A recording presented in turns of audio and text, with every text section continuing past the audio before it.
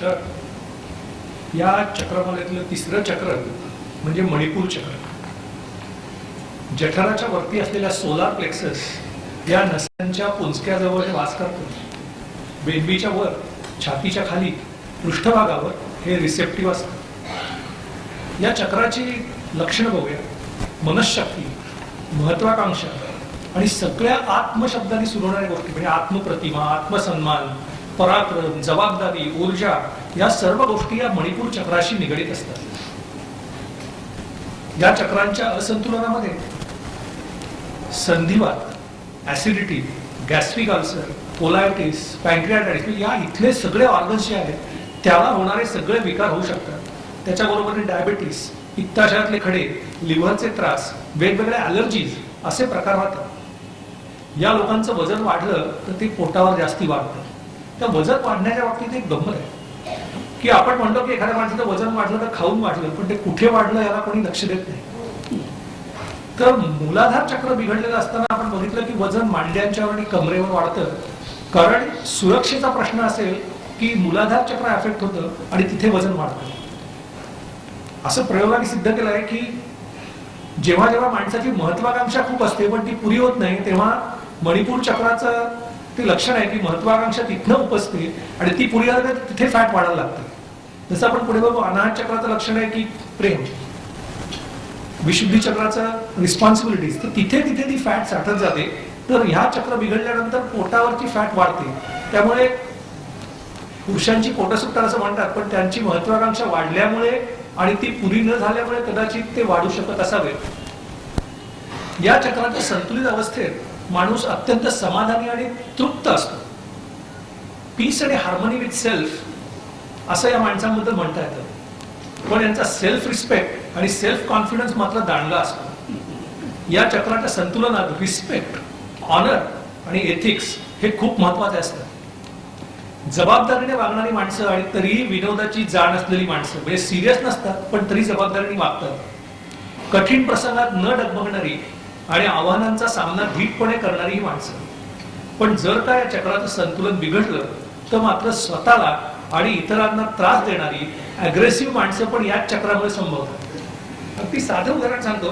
तुम्ही crime reporter हा प्रकार बघता. तिथे त्या गाडीवाला एक माणूस येतो ना, और ये आपके घर में भी हो सकता है, हे असं बोलणारी माणसं पाहिली की मला नेहमी वाटतं की यांची मणिपूर चक्र तपासून घ्यायला हवं. माझ्या माहितीतले एक ग्रस्त आहेत, बायकोने काही म्हटलं की त्याला पहिला विरोध करतात. बऱ्याचशा इथे स्त्रिया म्हणत असल्या, आमच्या सगळ्यांच्याच घरी असतो, सांगावे त्याच्या बरोबर उलट करण्यातून त्यांना लोकांना कसं नमवलं हे ते एन्जॉय करत असतात. एक पित्रे नावाच्या बाईचं नाव, मी खरी नावं घेतली आहे पण ती काल्पनिक समजायला हरकत नाही. पित्रे नावाच्या एक बाई मला आठवतात. त्यांना सगळ्या गोष्टींवर स्वतःचा कंट्रोल असायला पाहिजे असं वाटायचं. आम्ही त्यांच्या घरी गेलो. त्यांच्या सुनेला आम्ही विचारलं की काय ना, या 5 मेला आमच्याकडे एक पार्टी आहे, त्याला येणार का? ती सून हो म्हणणार असं मला वाटत होतं. तेवढ्या पित्रेबाईंनी सांगून टाकलं, छे तिला जमायचं नाही 5 तारखेला. बरं, का जमायचं नाही? काही कारण बिरण देत नाही जमायचं.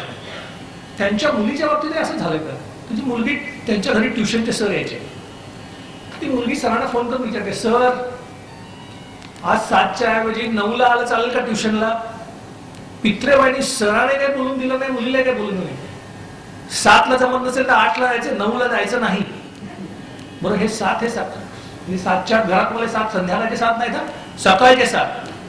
पण हे असं त्या पित्रेबाईंना प्रत्येक ठिकाणी स्वतःचा कंट्रोल एक्झर्ट करणं हे त्यांचं व्यसन असतं. डॉमिनेटिंग, कंट्रोलिंग आणि मॅनिप्युलेटिव्ह ही 3 वर्ण त्यांना लागू पडतात. अशी माणसं म्हणजे मणिपूर चक्र बिघडली. आता हे जर हॉटेलमध्ये गेले ना तर आपण म्हणू ना की मेनू कार्ड बेटा काय करा असं विचारणारी माणसं म्हणजे बघा तुम्ही. तर रस्त्यात पत्ता विचारायला लागली, ए इधर ये किधर आहे असं विचारणारी माणसं बघितली की समजा की यांचा मणिपूर चक्राचा काहीतरी प्रॉब्लेम आहे. गेल्या काही दिवसातल्या तुम्ही घटना पाहिल्या तर मला वाटतं मध्ये मुलायम सिंगनी सांगितलं ना, बलात्कार करणाऱ्या मुलांच्या हातनं चुका होत असतात. हा उद्दामपणा ज्यांच्या अंगात असतो त्यांचं मुलायम चक्र नक्की बिघडलेलं असतो. किंवा आपल्याकडे जे आपले उपमुख्यमंत्री आहेत की धरणात पाणी नाही तर आम्ही मुतायचं का म्हणणं, हा उद्दामपणा दुसऱ्या कुठच्याही बाबतीत शक्य होत नाही. तर यांना कुठेही सहकारी म्हणून राहता येत नाही. आता मगाशी महाराष्ट्र सेवा संघाची मी एवढी हे पाहिली की सगळे लोकांपेक्षा संस्था मोठी आहे असं म्हणणार आहे, म्हणजे इथे हे चक्र बिघडलेलं नक्की कोणी नसणार. कारण यांना कुठेही सहकारी म्हणून राहता येत नाही.